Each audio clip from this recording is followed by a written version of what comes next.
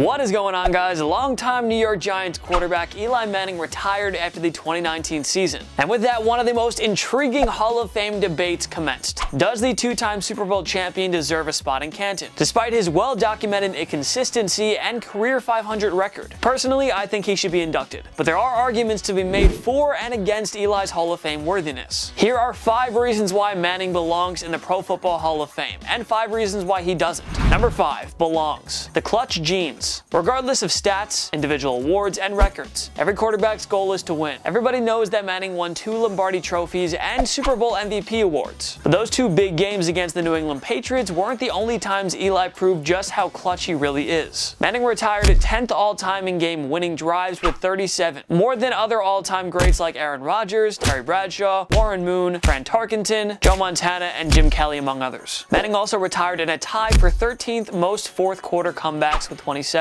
Again, that was more than the likes of Montana, Moon, and Kelly. In all, Manning went 8-4 in the postseason, with a 60.5 completion percentage and 18 touchdowns against 9 interceptions. He knocked off the top-seeded Dallas Cowboys and Green Bay Packers in the 2007 and 2011 NFC divisional rounds. And nobody can forget his toughness and resilience in the muddy field at Candlestick Park, where he was battered by the San Francisco 49ers during the 2011 NFC Championship game. All Manning did that day was hang in there and help the Giants win in overtime, en route to a second Super Bowl championship. With so many clutch performances on his resume, Eli more than deserves a call to the Hall. Number 5. Doesn't belong. The second half of his career. Manning was only 31 years of age when he led the Giants to a second Super Bowl, and that's fairly young for a quarterback these days. It wasn't crazy to think that Manning could add a 3rd and possibly a 4th Super Bowl to his trophy room, but the final half of Manning's career was extremely disappointing. From 2012 to 2019, his Giants only made the playoffs once. As a wildcard team in 2016, they recorded losing seasons in 7 of those 9 years while employing 3 different head coaches. Recency bias could totally factor into Manning's Hall of Fame decision, and we can't forget that he was benched in favor of Geno Smith during the 2017 season, and in favor of rookie Daniel Jones in Eli's swan song year in 2019. Hall of Famers have to be extremely productive and dominant for the majority of their careers. Manning didn't really accomplish a whole lot in his final 8 NFL seasons. That leaves a strong case for the voters to keep him out. Number 4. Belongs. There are worse quarterbacks in Canton. Take a look at some of the other quarterbacks who are enshrined in the Hall of Fame. Joe Namath won a single Super Bowl in his career, and he had 137 touchdowns against 220 interceptions. If Broadway Joe can get the call to the Hall, why can't Eli, who has more Super Bowls than Namath and a much better touchdown to interception ratio? Oakland Raiders legend Ken Stabler deserves his spot in the Hall of Fame, but he had 194 touchdowns against 222 interceptions, and he also won just a single Super Bowl. Okay, so you're telling me that one-time Super Bowl champions with more career interceptions than touchdowns can get in, but Eli can't. Yeah, sorry Canton, but if guys like Stabler and Namath are in, which they deserve to be, then Eli should get in too. Number 4. Doesn't belong. Never top 5 at his position. A lot of analysts say that for a player to receive Hall of Fame consideration, he had to be considered in the top 3 or 5 at his position at some point in his career. Well, Manning played in the golden era of NFL quarterbacks, where guys like Peyton Manning, Tom Brady, and Drew Brees were rewriting the record books. Brett Favre is still going strong during the first half of Eli's career, and Kurt Warner kept playing until 2009. And we can't discount future Hall of Famers like Ben Roethlisberger, Aaron Rodgers, and Phillip Rivers. I mean, MVP-winning quarterbacks like Cam Newton and Matt Ryan have been better than Eli. Tony Romo and Russell Wilson too. Oh, and don't forget Andrew Luck. Manning was nowhere close to being a top 5 quarterback at any point during his NFL career. Yes, there were plenty of great quarterbacks throughout the past 2 decades, but not to be considered in the class of elite quarterbacks on any occasion, yeah, that's no good. And that could very well hurt his case for Canton. Number 3. Belongs. The family ties. Archie Manning was a 2-time Pro Bowl quarterback throughout his career, and his 2 sons made the Manning surname all the more legendary in football lore. Peyton retired as a 5-time MVP with 2 Super Bowl rings and countless records, including most passing yards and touchdown passes, which have since been broken. Manning made a strong case as the greatest quarterback of all time. Nobody knew the ins and outs of football more than him. Eli was nowhere close to his brother in terms of performance and consistency, but he still added even more greatness to the Manning football family with his 2 championships. He got 2 championships against the Patriots. Dude, like,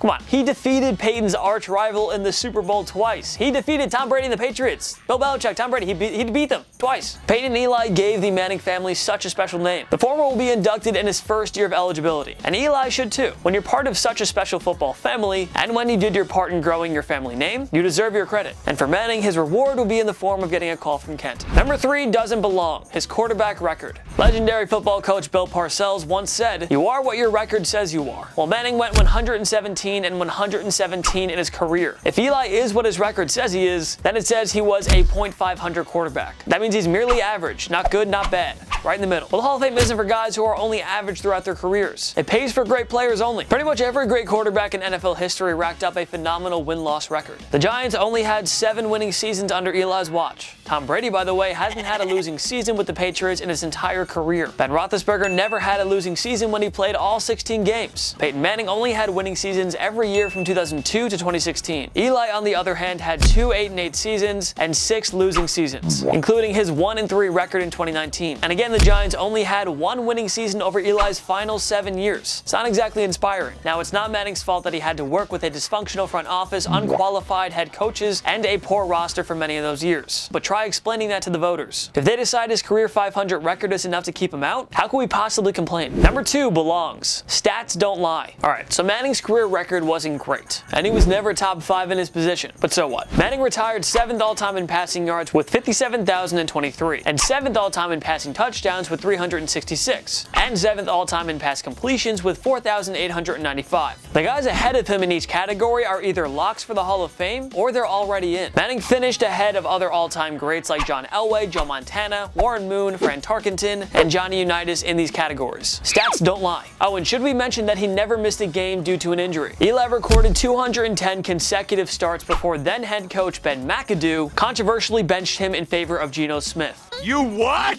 That ended Manning's chances of catching Brett Favre, who started in 297 straight games. Look at those numbers and tell us he doesn't belong in the Hall. Not so easy, is it? Number 2, doesn't belong. Inconsistency. Alright, so Eli does have the stats to strengthen his case, but the guy wasn't consistent by any means. It's not just the career 117 and 117 record. Manning also tossed 244 interceptions during his career, which placed him 12th at the time of his retirement. And Manning had 11 seasons in which he tossed at least 14 interceptions. Though he threw 30+ touchdowns in 3 different seasons, Manning was held under 25 touchdown passes in all but 7 seasons during his career. Again, there just wasn't any consistency whatsoever from Eli during his time in the NFL. So throw everything in together now. Does Eli really deserve that special spot in Canton? You can never once say this guy is an elite quarterback or an MVP candidate. Most of the quarterbacks in the Hall of Fame are flat out dominant throughout the vast majority of their respective careers. Manning would drive everyone crazy by going from Pro Bowler one year to an offensive liability the next. He was quite frankly one of the most frustrating quarterbacks in history. For Giants fans, Manning was like a box full of chocolates. They never know what they're gonna get.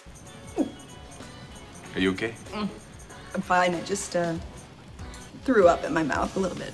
Now stack up Eli with other Hall of Fame quarterbacks. Few of them were as inconsistent as the former Giants signal caller. With other greats like Montana, Elway, and Marino, you almost always knew what you were going to get from them. But not with Eli. You have no idea. Number 1, belongs. The 2 Super Bowls. If Manning didn't win a single Super Bowl, then this wouldn't be up for debate. If he only won the lone Super Bowl, then he'd be an absolute long shot for the Hall. But the younger brother of Peyton Manning came away with 2 Super Bowl championships. The second ring was huge for his legacy. It proved that his Super Bowl 42 victory over the undefeated New England Patriots was no fluke. Well, it kind of was with the whole David Tyree helmet catch. Also, he scrambled out of that big pileup to throw the ball to David Tyree, so that was also kind of amazing. So yeah, no, not really a fluke. For Manning to take an underdog Giants team on his back and lead them to a pair of Super Bowl wins over the mighty Patriots dynasty. It's the Patriots dynasty. It's like the dynasty of dynasties when it comes to football. And you want to tell us that he doesn't belong in the Hall of Fame. Twice, Manning went up against the favored Patriots. Twice, Manning made an impossible throw in the waning minutes. First to David Tyree, and then Mario Manningham. Twice, Manning led his team to game-winning drives in the final minutes of the Super Bowl. Twice, Manning was named Super Bowl MVP. Twice, he beat Tom Brady, Bill Belichick, and the Patriots dynasty in the Super Bowl. He's going to the Hall. He has to.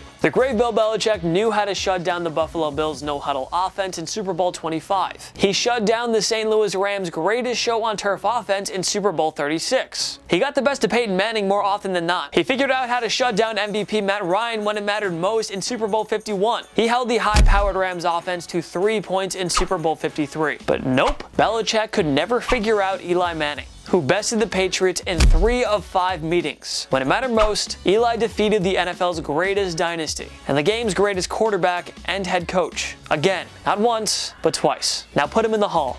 Number 1, doesn't belong. Lack of awards and accolades. Alright, takeaways: 2 Super Bowl rings and MVP awards. And what exactly did Manning win in his career? Sure, he was a 4-time Pro Bowler, but Manning didn't win a single MVP award, nor the Offensive Player of the Year. He was never an All-Pro. He never once led the NFL in passing yards, touchdown passes, or completion percentage. Not once. Nada. He did win the 2016 Walter Payton NFL Man of the Year award, so maybe that will help his case a tiny bit. Unlikely though, as the voters will strongly look at the player's individual accolades and notice that Manning didn't rack up many of those. Sure, he's the Giants franchise leader in most meaningful quarterback records, but that doesn't make him a lock by any means. If Manning wasn't a top 5 quarterback, nor an All-Pro, nor a regular award winner, then Canton has a good reason to keep him out. But he beat Tom Brady and Bill Belichick in the Super Bowl twice, so he's making it to Canton. There's no way he's not. This is just a fun list that we put together, and hopefully you liked it, but yeah. Twice.